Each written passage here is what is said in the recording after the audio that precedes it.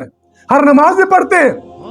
جب آپ اہدنا الصراط المستقیم کا تعین کر لیں گے، جب آپ اس قرآن کو اپنا رہنما بنا لیں گے، ستر العرش المحصول، اللہ آپ کو عرش کے پردوں میں محفوظ کر لے گا. اللہ آپ کو جو ہے اس زمین پر معتبر معظم کر دے گا. آج امت مسلمہ کے تزلیل کا کیوں تزلیل ہے؟ وجہ صرف یہی ہے، ہم ٹیڑھے بینگے راستوں پہ چل رہے ہیں، ہم فرقوں پہ چل رہے ہیں، ہم نے سیاست کو اپنا منبع و مرکز بنا لیا ہے. ہمارے رہبر رہنما محمد مصطفیٰ نہیں ہے. آج ہم سیاسی لیڈر کے لیے ایک دوسرے کی دستوں کے ریوان ہے. آج سوشل میڈیا اٹھا کر اگر دیکھتا ہوں تو میرا دل خون کے آنسو ہوتا ہے. کس طرح اپنے روایات کو پختون بھول گئے، کس طرح ہماری روایات کو، میں اکثر عرض کرا کرتا ہوں، یہ تہذیبوں کا ٹکراؤ ہے. اس ٹکراؤ میں ہماری روایات کو مسخ کر دیا گیا. آج راستے پہ بنے ہوئے ہیں، کس راستے پہ چل رہے ہیں؟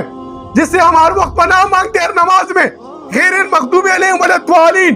جن دو گروہوں سے پناہ مانگتے ہیں، جنہوں نے غضب کیا، جنہوں نے گمراہی کی، ان دو گروہوں سے پناہ مانگتے ہیں. جنہوں نے جو یہ طریقہ تھا بنی اسرائیل کا، یہودیوں کا، جو اللہ کے اولیاء کے خلاف، اللہ کے انبیاء کے خلاف، اللہ کے نیک لوگوں کے خلاف ان کو قتل کرتے تھے، ان کے خلاف وابلہ کرتے تھے، ان کے خلاف جو ہے نا لوگوں کو ورغلاتے تھے. طریقہ اس پہ چل رہا ہے کہ اہدنا الصراط المستقیم.